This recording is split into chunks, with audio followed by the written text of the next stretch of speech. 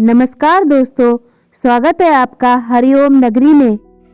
इस दुनिया में दो तरह के इंसान हैं, एक जो यह मानते हैं कि भाग्य वाग्य कुछ नहीं होता और वे कर्म की प्रधानता में ही विश्वास करते हैं। दूसरे वे लोग हैं जो कि भाग्यवादी हैं, यानी उनका किस्मत में पूरा भरोसा होता है।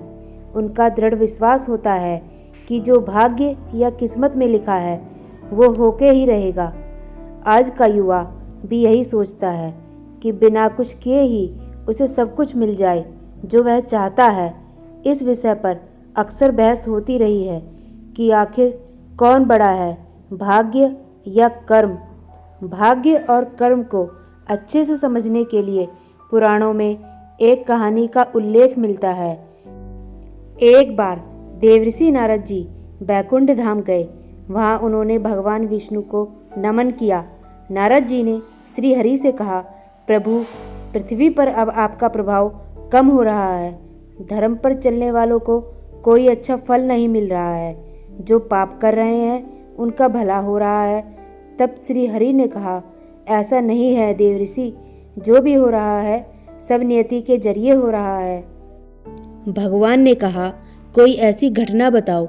नारद ने कहा, अभी मैं एक जंगल से आ रहा हूँ। वहाँ एक गाय दलदल में फंसी हुई थी। कोई उसे बचाने वाला नहीं था। तभी एक चोर उधर से गुजरा। गाय को फंसा हुआ देखकर भी नहीं रुका। वह उस पर पैर रखकर दलदल लांघ कर निकल गया। आगे जाकर चोर को सोने की मोहरों से भरी एक थैली मिली। थोड़ी देर बाद वहाँ से एक वृद्ध साधु गुजरा। उसने उस गाय को बचाने की पूरी कोशिश की, पूरे शरीर का जोर लगाकर उस गाय को बचा लिया। लेकिन मैंने देखा कि गाय को दलदल से निकालने के बाद वह साधु आगे गया तो एक गड्ढे में गिर गया। प्रभु, बताइए यह कौन सा न्याय है? नारद जी की बात सुन लेने के बाद प्रभु बोले, यह सही ही हुआ। जो चोर गाय पर पैर रखकर भाग गया था उसकी किस्मत में तो एक खजाना था, लेकिन उसके इस पाप के कारण उसे केवल कुछ मोहरें ही मिली। वहीं उस साधु को गड्ढे में इसलिए गिरना पड़ा क्योंकि उसके भाग्य में मृत्यु लिखी थी, लेकिन गाय को बचाने के कारण उसके पुण्य बढ़ गए और उसकी मृत्यु एक छोटी सी चोट में बदल गई।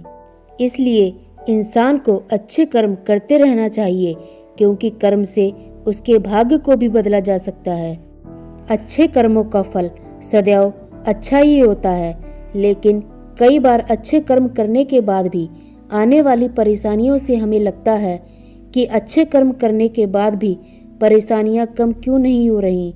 लेकिन क्या पता हमारे अच्छे कर्मों के कारण ही हम बड़ी मुश्किलों से बच रहे हों।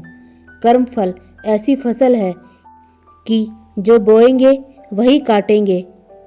अगर आपको ये जानकारी पसंद आई हो तो please like, share and subscribe जरूर करें और बेल आइकन को जरूर दबाएं, जिससे आपको हमारी आने वाली सभी वीडियो का नोटिफिकेशन मिल सके।